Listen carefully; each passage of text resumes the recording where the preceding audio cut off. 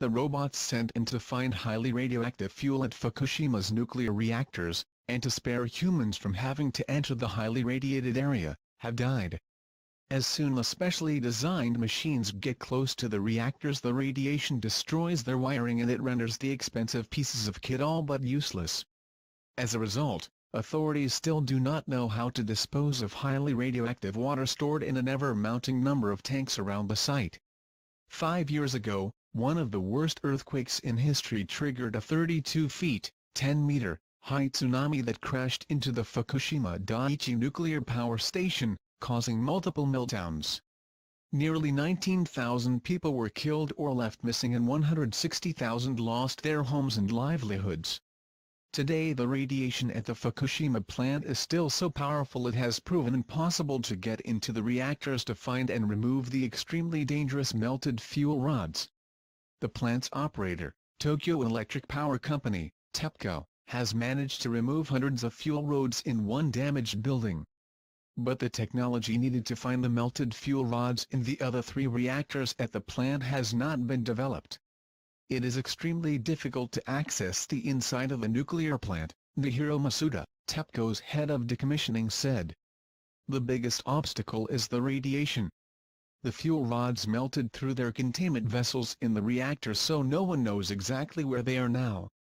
This part of the plant is unsafe for humans, so TEPCO has been developing robots to search for the melted fuel rods. The robots can swim underwater and negotiate obstacles and damaged tunnels and piping. But as soon as they get close to the reactors, the radiation destroys their wiring and renders them useless. This causes long delays, Masuda said. Each robot has to be custom-built for each of the 4 buildings, and it took us 2 years to develop a single-function robot. TEPCO added that conditions at the Fukushima power station have improved dramatically since the disaster. Radiation levels in many places at the site are now as low as those in Tokyo. More than 8,000 workers are at the plant at any time, according to officials on a recent tour. Traffic is constant as they spread across the site, removing debris, building storage tanks, laying piping and preparing to dismantle parts of the plant. Much of the work involves pumping a steady torrent of water into the wrecked and highly radiated reactors to cool them down. Afterward, the radiated water is then pumped out of the plant and stored in tanks that are proliferating around the site. What to do with the nearly 1 million tons of radioactive water is one of the biggest challenges, said Akira Ono, the site manager. Ono said he is deeply worried the storage tanks will leak radioactive water in the sea, as they have done several times before, prompting strong criticism for the government. The utility has so far failed to get the backing of local fishermen to release water it has treated into the ocean. Ono estimates that TEPCO has completed around 10% of the work to clear the site up. The decommissioning process could take 30 to 40 years. But until the company locates the fuel, it won't be able to assess progress and final costs, experts say. Use of X-ray-like muon rays has yielded little information about the location of the melted fuel, and the last robot inserted into one of the reactors sent only grainy images before breaking down.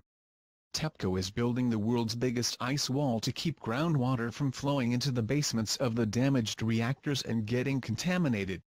First suggested in 2013 and strongly backed by the government, the wall was completed in February, after months of delays and questions surrounding its effectiveness. Later this year, TEPCO plans to pump water into the wall, which looks a bit like the piping behind a refrigerator, to start the freezing process. Stopping the groundwater intrusion into the plant is critical, said Arne Gunderson, a former nuclear engineer. The reactors continue to bleed radiation into the groundwater and thence into the Pacific Ocean, Gunderson said. When TEPCO finally stops the groundwater, that will be the end of the beginning. While he would not rule out the possibility that small amounts of radiation are reaching the ocean, Masuda, the head of decommissioning, said the leaks have ended after the company built a wall along the shoreline near the reactors whose depth goes to below the seabed. I am not about to say that it is absolutely zero, but because of this wall the amount of release has dramatically dropped, he said.